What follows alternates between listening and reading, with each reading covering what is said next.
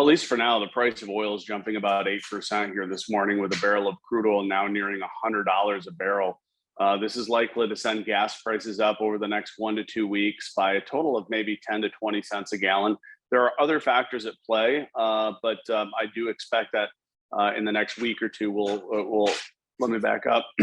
Potentially as early as this weekend, we could start seeing prices go up a few cents a gallon, and that could continue for a total impact of at least 10 to 20 cents a gallon based on what we know now. Keep in mind, there's a lot of other seasonal factors that are likely to push prices up in the weeks ahead too. So this is kind of a locomotive that's just getting started in terms of rising prices. Will continue to inch up over the next several weeks, and there's a lot of factors pushing them up, not just the situation in Russia. Certainly that's going to be kind of a big push in the next day or two. We could start seeing prices go up, like I said, but we are on the road to higher prices. And as the situation worsens, if it escalates, we could see prices eventually hit that $4 a gallon mark in Charlotte in the next couple of months.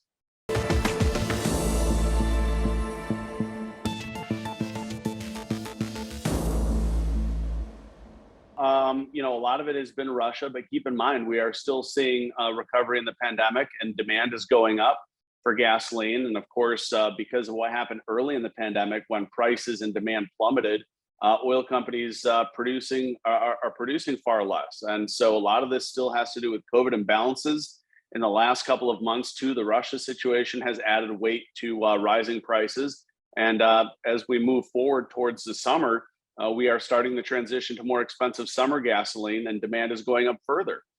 In addition, refineries are going to be doing maintenance in the next couple of months. So all of that put together could lead prices to continue slowly increasing towards that $4 a gallon mark by Memorial Day, or potentially even higher if there are any sudden turns in the Russia situation.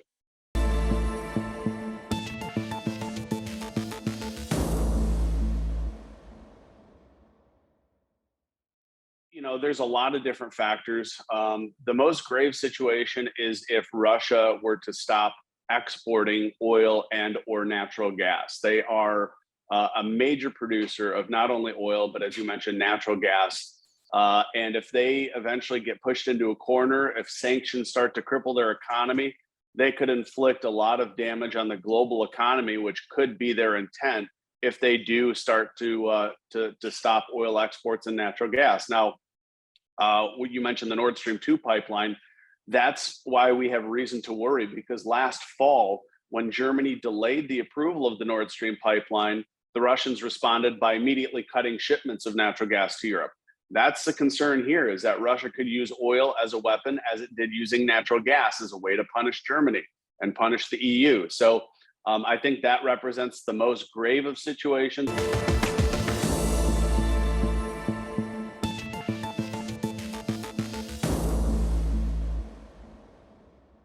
There's not many cards that the president has to completely alleviate the situation. This is a global commodity, and Russia is a significant producer. The president may suggest that he's working on something, but there are very few options that he can deliver meaningful relief to Americans. Very much like this is a global problem. It's not just a US problem. There's going to be high gas prices in every country around the world because of this. Russia is a major producer, and that's why oil prices are going up so much, because this risks further escalation. It risks disruption. The president is correct. This is the cost of basically going in and trying to help Ukraine. We saw this when President Trump exited the joint plan of action with Iran. Oil prices went up because, again, when you take oil off the table, whether that's through sanctions, whether that's through war, prices do go up.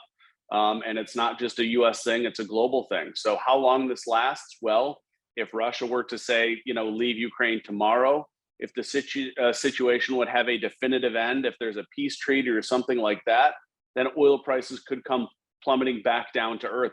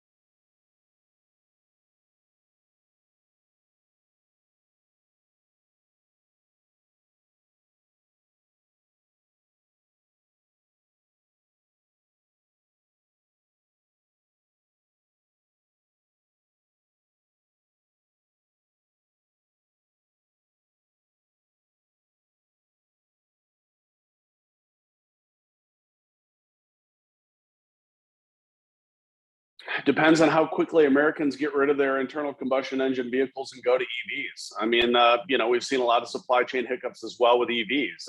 It's hard to produce any cars nowadays because of the chip shortage. So I think in the long term, EVs will eventually help lower demand on gasoline.